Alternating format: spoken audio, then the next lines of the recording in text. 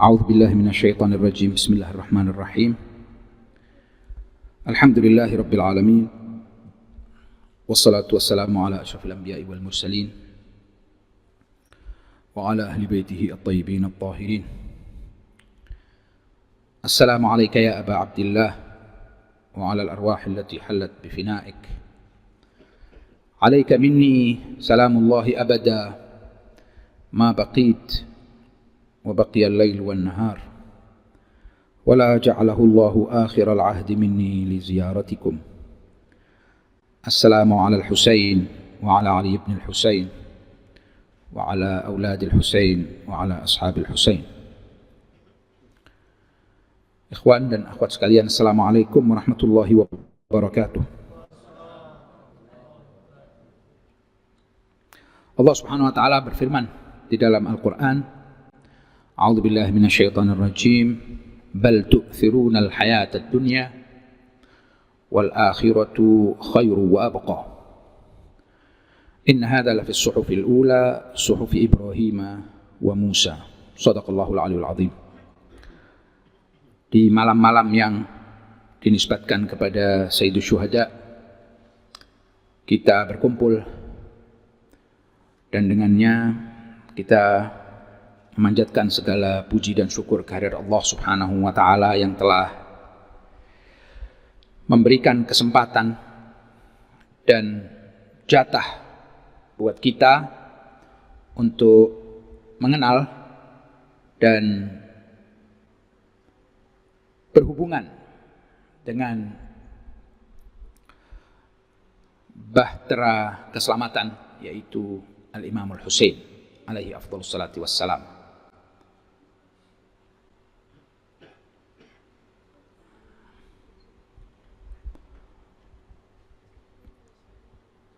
Imam Husain, kehidupan beliau dan juga syahadah beliau merupakan cahaya yang terus hidup, makin hari terangnya makin keras, makin hari musuh-musuh makin tak berdaya untuk mengepung, untuk menutup-nutupi, untuk membatasi cahaya perjuangan beliau. Di era informasi ini susah kalau kita memiliki sebuah pandangan, memiliki sebuah ajaran yang basisnya adalah ketidaktahuan, basisnya adalah kelalaian. Karena waktu pasti tidak bersama mereka yang ajarannya itu adalah ketidaktahuan. Karena makin hari pengetahuan itu makin mudah untuk diakses. Alhamdulillah, kita berada di masa lebih dari segala masa sebelumnya. Nama dan suara ajakan Imam Husain itu lebih lantang dari masa-masa sebelumnya. Dan itu kita bisa saksikan dengan apa yang kita alami sendiri ataupun yang dialami oleh orang-orang. Alhamdulillah. Namun itu bukan berarti kita sudah sampai kepada puncak pemahaman tentang hal-hal yang berkaitan dengan perjuangan beliau. Maka setiap saat, terlebih khusus pada malam-malam Muharram, 2 bulan Muharram dan Safar, kita harus meningkatkan pemahaman dan kesadaran kita tentang faktor apa saja yang terlibat di dalam peristiwa Karbala tersebut. Dalam sebuah khutbah, Imam Husain mengisyaratkan faktor yang menentukan sekali di dalam perlawanan dan bentrok dua kelompok tersebut. Dari satu sisi, Sayyidus Syuhada dengan bala tentaranya yang sedikit dan di depan sana pasukan zalim menghadang. Tentu kita ketahui bahwa pada saat iblis dan bala tentaranya bersumpah, berjanji untuk menyesatkan putra-putri Adam, kita tahu bahwa dia datang dengan sejumlah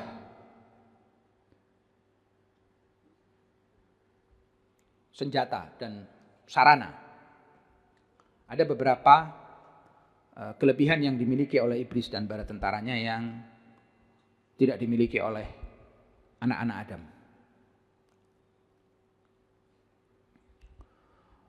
Di antaranya adalah bahwa iblis itu dapat melihat kita dari sisi yang mana kita tidak bisa melihat dia. Dia memiliki kelebihan-kelebihan yang umumnya manusia tidak memiliki kelebihan-kelebihan tersebut. Tapi pada sisi lain juga manusia punya kelebihan yang Allah Subhanahu wa taala rahmati anak Adam itu dengan hal-hal itu. Seperti wilayah, seperti kesempatan untuk mengenal manusia-manusia suci, yang mana dengan itu tentunya perjalanan keselamatan seorang manusia itu menjadi mudah. Namun ada sesuatu yang terus mengancam perjalanan anak Adam ini menuju keselamatan. Kita tahu bahwa peristiwa Asyura ini adalah tampilan yang paling dramatis, tampilan yang paling besar dan agung dari hal-hal yang sebetulnya terjadi setiap saat di dalam kehidupan manusia, di dalam beberapa level, dalam beberapa aspek spiritual, aspek perjalanan anggota tubuh manusia dan seterusnya. Perlawanan ini ada,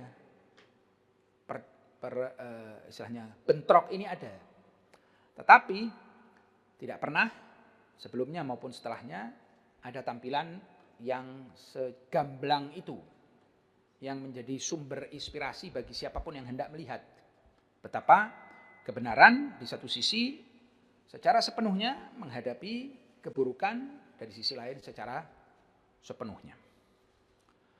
Maka kalau kita bisa dapat mempelajari dan memetik pelajaran dari peristiwa Asyura, maka diharapkan di dalam kehidupan kita bisa lebih waspada dan bisa lebih membaca trik musuh, yaitu iblis dan bala tentaranya. Imam Husain di dalam ceramah ini mengisyaratkan pada satu masalah. Pertama, beliau jelaskan bahwa apa itu hakikat dunia, dan kemudian setelah kita mengenali dunia itu sebenarnya, maka tipuan iblis itu menjadi lebih tumpul, lebih tidak bisa ampuh lagi. Baru kemudian setelah itu ajakan untuk tidak meletakkan harapan, tidak menjadikan dunia ini sebagai sekutu. Hanya saja kita harus menggunakan dunia ini dalam rangka untuk mencapai tujuan yang mulia. Tapi kalau dunia ini mau dijadikan sebagai tumpuan, maka diharapkan akibat-akibat buruk itu juga terjadi pada manusia tersebut. Beliau memulainya dengan mengatakan alhamdulillahilladzi khalaqad dunya faja'alaha dara fana'in wa zawal. Pertama, hakikat yang jelas dari dunia ini adalah dia alam kesirnaan. Apapun dari fenomena dunia ini, kalau kita lihat, mengarah kepada kehancuran dan kelenyapan. Dar fana'in wa zawal. Kehilangan dan kesirnaan. Zalash syamsu, zalatis syamsu, itu artinya kalau matahari itu sudah tergelincir kepada sisi barat. Maka dunia ini selalu tidak pernah bisa berhenti. Dia selalu akan mengarah kepada kehancuran. Ini hakikat daripada dunia itu. Maka barang siapa yang mau, rela dan setuju dan tentram dengan dunia ini, maka dia tidak lebih dari dua kondisi yang dialami. Satu dari dua atau dua-duanya. Adalah bahwa pertama dia tidak memiliki alternatif lain. Dia tidak pernah mengenal tentang adanya alam yang Allah Subhanahu wa taala tetapkan, kekalkan itu seperti yang dikehendaki dan didambakan oleh setiap manusia. Sehingga karena itu dia tidak punya gambaran ke sana, ya apa adanya ini sudah mau bilang apa. Atau dia berada dalam kondisi kelalaian. Tahu dia, tapi oke lah, itu besok aja. Sampai kepada hari selanjutnya, maka itu kemudian ditunda dan terkenalah manusia itu kepada kelalaian.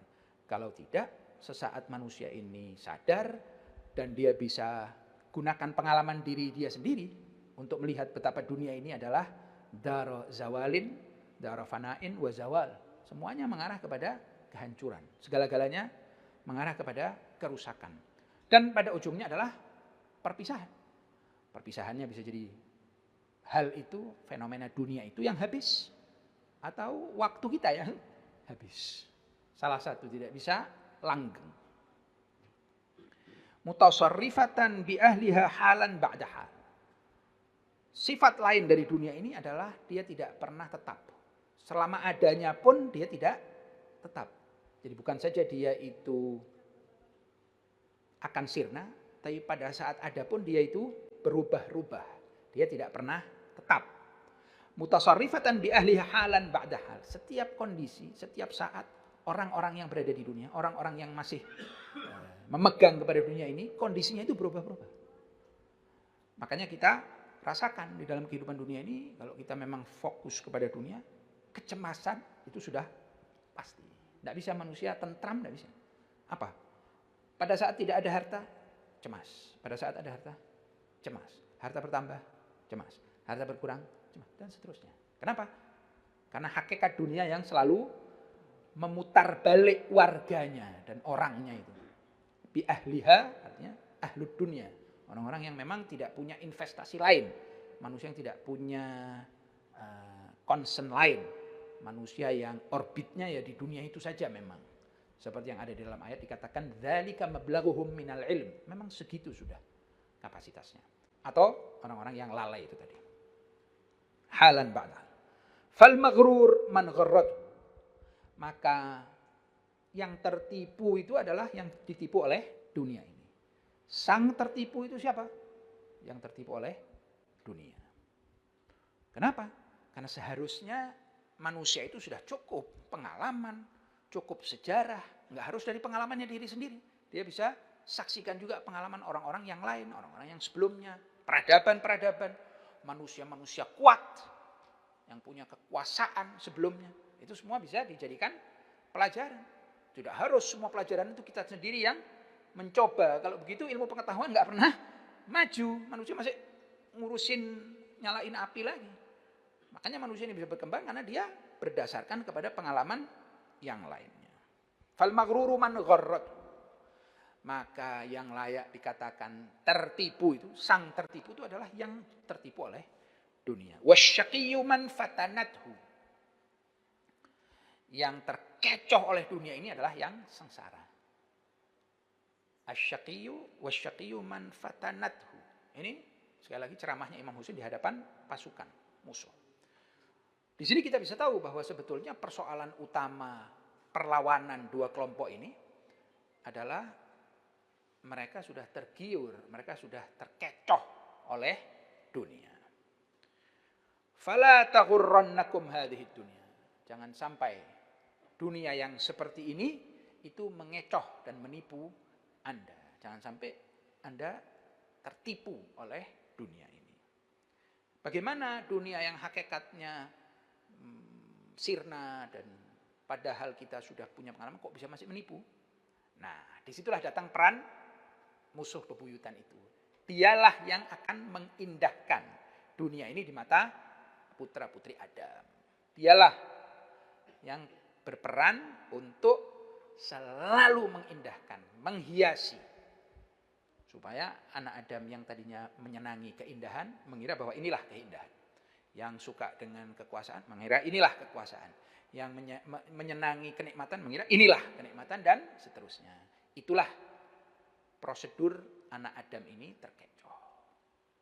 Tetapi terkecoh pun enggak berarti sama dengan langsung malang dan sengsara anak Adam ini. Karena masih ada yang namanya pintu taubat. Kapan saja mau kembali, bisa. Jadi sebetulnya yang nantinya di akhirat itu sengsara bukanlah orang yang tertipu, tapi orang yang tetap di dalam ketertipuan. Kalau saja dia tertipu lalu kemudian bangkit, maka selesailah masalah. Rahmatnya Allah Subhanahu wa taala akan mencakup. Jadi bukan dosalah yang akan memasukkan manusia itu di dalam kesengsaraan, tetapi tetap di dalam dosa itu. Karena putus asa, karena suudzon dengan Allah Ta'ala, karena buruk sangka dan seterusnya. Maka fala taghurrannakum hadhihi dunya. Jangan sampai iblis itu bisa menampilkan dunia ini di mata Anda seakan-akan itulah dambaan, itulah tujuan, itulah kemurnian, itulah segala-galanya. Fa innaha taqta'u raja'a man rakana ilaiha. Karena sudah barang tentu, barang siapa yang bersandar kepada dunia, maka dunia ini akan memutus harapannya. Maka dunia ini akan memutus asanya. Manusia ini akan kehilangan harapan nanti. Barang siapa yang mengandalkan dunia, maka dunia itu akan memutuskan harapannya. Wa tukhayyibu tama'a man tama'a fiha. Dan jenis keserakahan apapun, jenis kehendak dan hasrat apapun yang manusia miliki terhadap dunia ini akan digagalkan oleh dunia itu sendiri. Sekali lagi, setiap ucapan ini bisa kita jadikan bahan renungan di dalam kehidupan sendiri, di dalam kehidupan kita sendiri, ataupun di sejarah, ataupun di sekitar kita. Betapa manusia itu mengejar, punya semangat dan punya hasrat dan punya tamak, serakah, kepingin terhadap dunia, dan ternyata nantinya terkecoh. Jadi subhanallah, dunia tidak bisa menutupi hakikatnya. Hakikatnya dunia itu nyata. Hanya saja ada iblis yang mengganggu. Ada iblis syayatin, iblis dan bala tentaranya yang selalu merusak. Kalau dunia hakikatnya dia tidak bisa menutup-nutupi. Hakikatnya yaitu pihak ketiga ini yang selalu memberi itu tadi lembaran gemerlap sesaat itu. Maka memang haruslah seorang manusia itu bisa terbiasa dengan gemerlapnya itu dan tidak terkecoh, ya kan? Sangat kekanak-kanakan kalau kemudian manusia ini setelah hidup beberapa tahun masih bisa dikecohkan dengan itu sesaat itu, gemerlap sesaat itu. Padahal ada gemerlap yang tiada henti, ada gemerlap yang hakikatnya dari luar dan dalamnya, zahir dan batinnya adalah keindahan. Harusnya kalau manusia sudah fokus ke sana, dengan sendirinya lebih mudah untuk meninggalkan gemerlap yang hanya sesaat. Namun, kalau manusia tidak mengenal kecuali ini, dia tidak tahu ada kenikmatan kecuali ini, tidak tahu ada kehebatan kecuali ini, ya, repot memang. Ini seakan-akan kita mau bilang sama manusia itu untuk meninggalkan yang baik, untuk meninggalkan yang hebat, untuk membuang yang berharga. Mana mau manusia? Manusia tidak mau meninggalkan dan membuang yang berharga. Solusinya adalah mari kita tingkatkan kesadaran itu untuk memahami bahwa tidak segala kehebatan itu ini, tidak segala gemerlap itu cuman yang dilahir saja, tapi ada yang gemerlap yang langgeng, yang lebih sesuai dengan jiwa dan fitrah manusia. Lalu kemudian Imam Husain melanjutkan wa arakum qad ijtama'tum ala amrin qad asqattumullaha fih alaikum. Sekarang ini aku melihat kalian sudah mulai berkumpul terhadap sesuatu yang kalian telah membuat Allah Subhanahu wa taala murka kepada kalian. Cinta dunia itu akan mengarahkan perlahan-lahan manusia kepada murka Allah Subhanahu wa taala. Karena tidak akan berhenti di situ. Dunia ini tidak akan mengizinkan hubbud dunia, ketergantungan kepada dunia ini, tidak akan mengizinkan manusia itu untuk selalu berada di dalam jalan kebaikan. Tidak bisa. Sambil Anda cinta dunia, apalagi Anda lihat ada orang lebih dekat kepada dunia itu daripada Anda, ya sudahlah. Pertama yang akan dikorbankan adalah batasan-batasan Allah Subhanahu wa taala itu. Ada 6 kecintaan oleh Imam Shadiq ditengarai sebagai trigger maksiat. Semuanya kecintaan. Kecintaan kepada dunia, kecintaan kepada harta, dan seterusnya. Maka dengan sendirinya, akibat dari orang yang terus di dalam kecintaan kepada dunia ini adalah berkumpulnya mereka terhadap suatu perkara yang Allah Subhanahu wa taala menjadi murka karenanya. Fa'arada biwajhil karimi ankum. Maka pada saat Allah itu murka, maka Allah memalingkan wajah mulianya dari kalian. Wa ahalla bikum nikmatahu. Murka Allah Subhanahu wa taala juga masuk, siksa Allah Subhanahu wa taala masuk kepada kalian. Wa jannabakum rahmatah, dan Allah jauhkan dari kalian rahmatnya. Fa ni'mal rabbu rabbuna wa bi'sal abidu antum. Maka dari sisi Allah Subhanahu wa taala sebaik-baik Tuhan. Tapi problemnya adalah pada umat yang kumpul ini. Sebaik-baik hamba adalah kalian.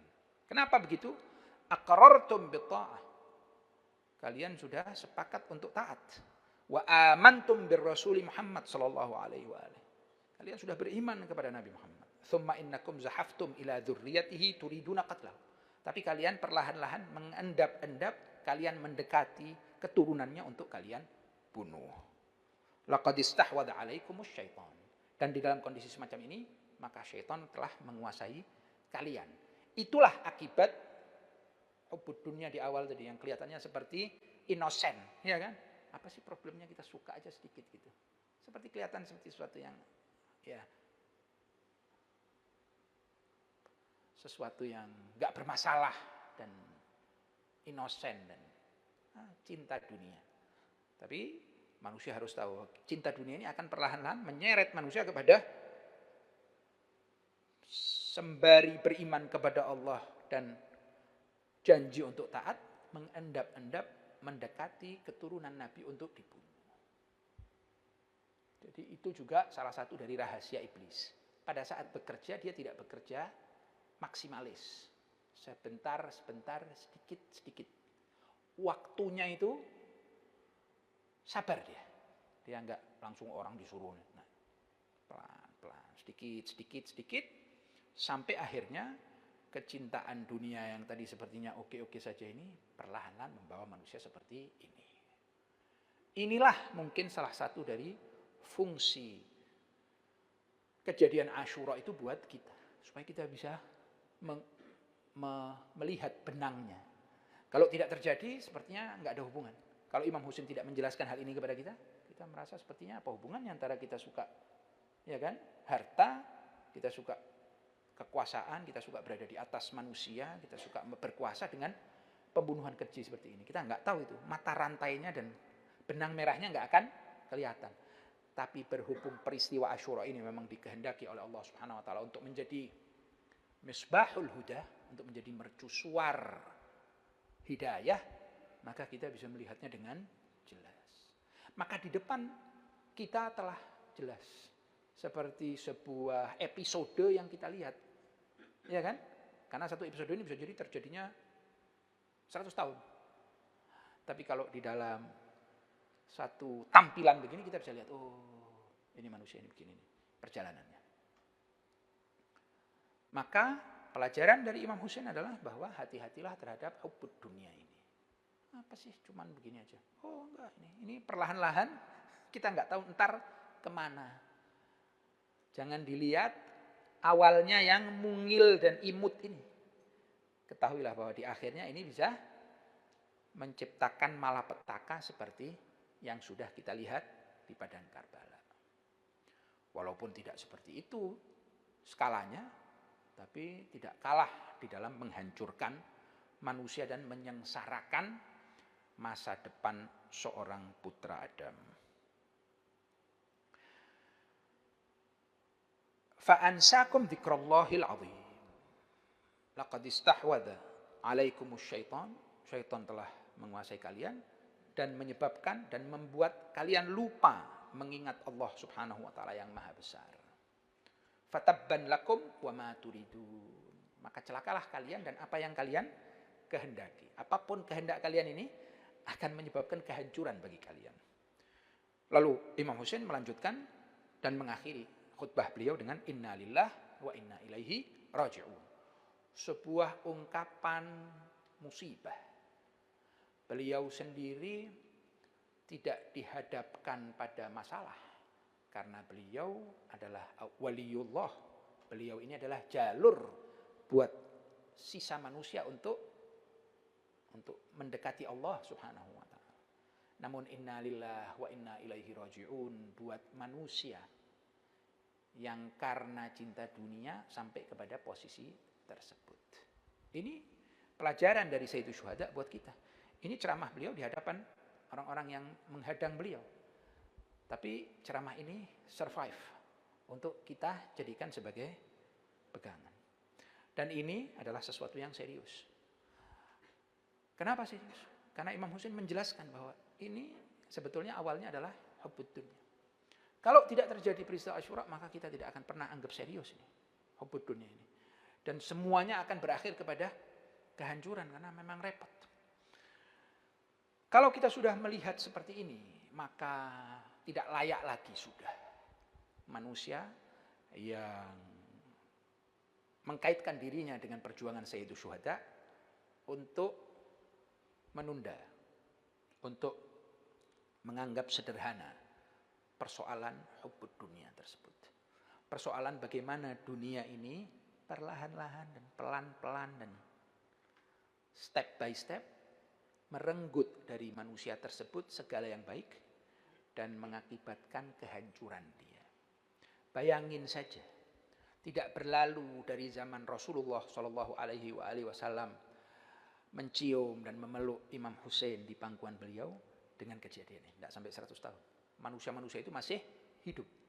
Tapi terjadi apa yang terjadi ini. Dan itu adalah sunnatullah. Manusia secara individu ataupun secara komunitas ataupun secara masyarakat. Kalau sudah mengarah kepada hubbud dunia, maka manusia itu masa depannya adalah kehancuran.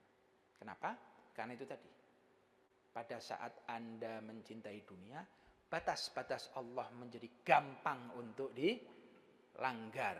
Dan percayalah, yang membuat dunia itu indah, dia juga akan membuat batas-batas Allah ini seperti sesuatu yang gampang. Batas-batas ini oke, jalan aja.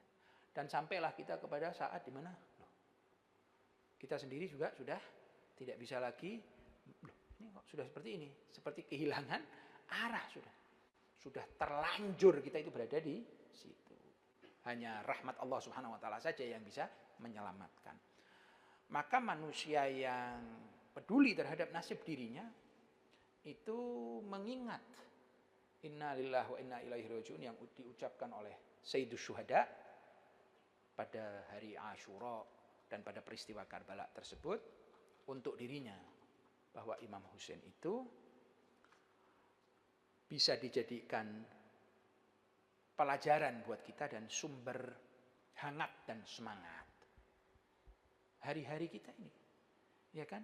Ada besok, ada lusa. Bagaimana kita caranya menjadikan hubbud dunia ini sesuatu yang hilang dari diri kita? Batasan-batasannya apa? Seperti apa hakikatnya? Dan kemudian bagaimana melawannya? Dan bagaimana meminimalisasi dan kemudian terus di dalam sebuah perjuangan bisa hubbud dunia itu hilang. Dan pada saat hubbud dunia itu hilang, hati manusia ini pasti akan mencintai sesuatu yang lebih besar. Hubbud dunia ini rintangan. Hubbud dunia ini adalah seperti cintanya anak kecil terhadap mainan yang menyebabkan dia tidak mau sesuatu yang lebih lagi. Tidak mau. Loh, ini yang besar. Kenapa?